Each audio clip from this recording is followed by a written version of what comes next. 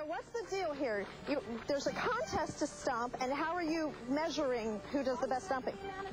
And whoever stomps the most shoes wins an overnight stay, but it's not the only thing you can do. The measuring cups are down below, right? Measuring cups are down below. All right. So, and if you win, you get to stay at Chateau Elan, and what else do you have going on here? Well, if grape stomping's not your thing, you can come and spend the day listening to live music, eating international foods, having wine tours and tastings, vineyard tours, seminars, arts and crafts. It's a lot of fun, a whole day. Stop. Oh, stop.